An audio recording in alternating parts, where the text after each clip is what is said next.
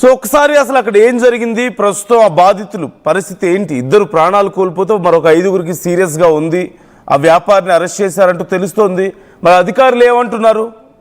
హాస్పిటల్లో ఉన్న వాళ్ళ కండిషన్ ఏంటో తెలుసుకుందాం. మా ప్రతినిధి ప్రకాష్ మనతో లైవ్లో జాయిన్ అవుతున్నారు. ప్రకాష్, ప్రజెంట్ కండిషన్ ఏంటి, అసలు ఏం జరిగింది? చాలా ప్యానిక్ అవుతున్నట్లుగా తెలుస్తోంది చాలామంది.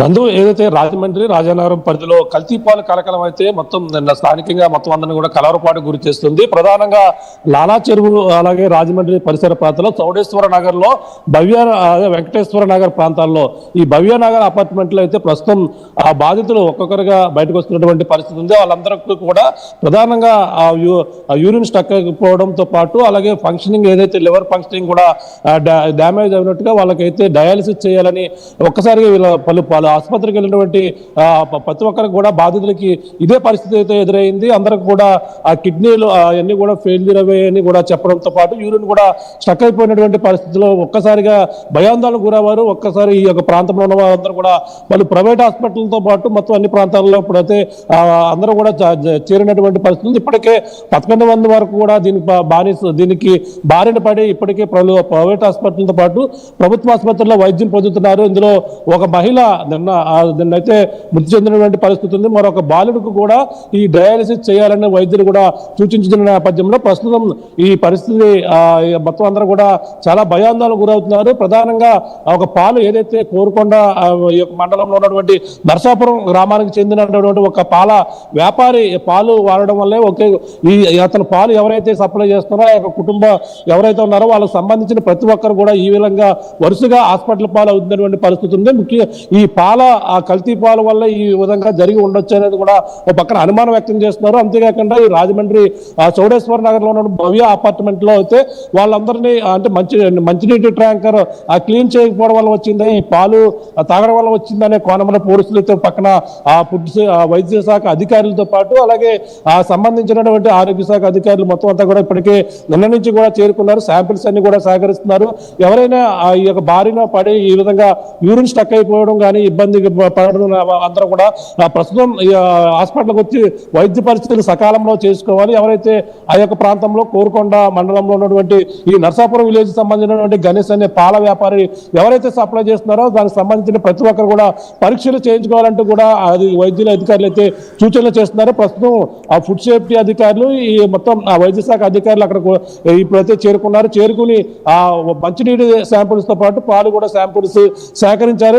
మొత్తం అందరూ కూడా జాగ్రత్తగా ఉండాలంటూ కూడా చెప్పుకొస్తున్నటువంటి పరిస్థితి ఉంది. కానీ కొంతమంది ఇప్పటికే ఒక మహిళ చనిపోవడం, మరో మహిళ పరిస్థితి విషమంగా ఉండడం పాటు బాలుడి యొక్క కండిషన్ ఒకరికైతే ఆ ఫంక్షనింగ్ యూరిన్ ఫంక్షనింగ్ కూడా స్టక్ అయిపోవడం నేపథ్యంలో డయాలిసిస్ చేయాలని కూడా వైద్యులు చూపించడంతోనే ఒక్కసారిగా ఏం జరిగిందనేది కూడా తెలియని పరిస్థితి ప్రస్తుతం ఈ యొక్క ప్రాంతాల్లో కనబడుతుంది. అలాగే ఉదయం లేస్తే చాలు మనం ఆ పాలు తాగాలి, అలాగే ఉదయం లేస్తే పాలు నీరు తాగాలి, ఇటువంటి వాటి తాగడం వల్ల ఇటువంటి పరిస్థితులు వచ్చిన నేపథ్యంలోనే ప్రస్తుతం ఇప్పుడు రాజమండ్రి పరిసర ప్రాంతాల్లో ప్రతి ఒక్కరు కూడా భయాందోళనకు గురవుతున్నటువంటి పరిస్థితి ప్రధానంగా కనబడుతుంది. అంటే పాలు కల్తీ వల్లే ఈ పరిస్థితి దాపరించిందా, మొత్తం ఏం జరిగిందనేది కూడా చౌడేశ్వర నగర్ తో పాటు అలాగే వెంకటేశ్వర నగర్ ప్రాంతాల్లో ఈ భవ్య నగర్ అపార్ట్మెంట్ లో ముఖ్యంగా ఒకే కుటుంబానికి చెందిన వారైతే ఎక్కువగా ఎఫెక్ట్ అయినటువంటి పరిస్థితి ఉంది.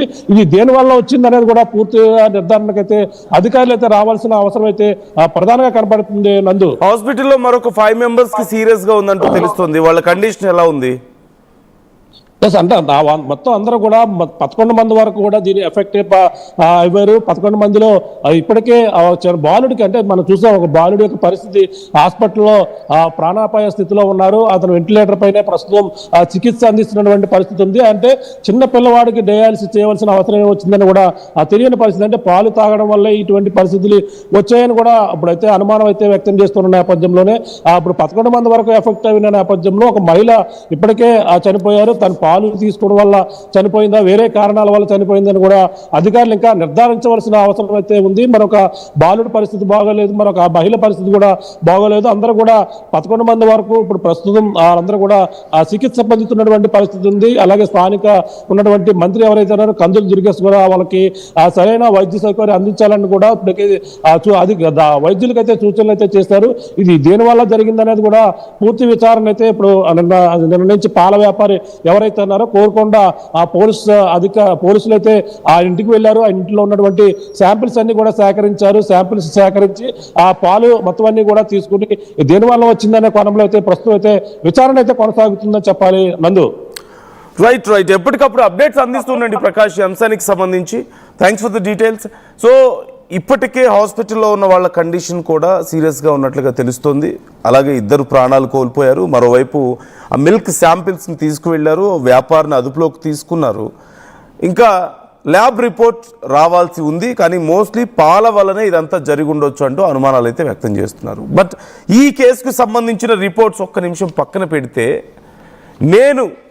మీరు మనందరం ఒప్పుకోగలిగిన ఒక విషయం ఏంటంటే ఖచ్చితంగా మనలో 50% మంది ఇప్పుడు మిల్క్ని కన్జ్యూమ్ చేస్తున్న వాళ్ళలో సుమారుగా 50% మంది కల్తీ పాలనే తాగుతున్నాం.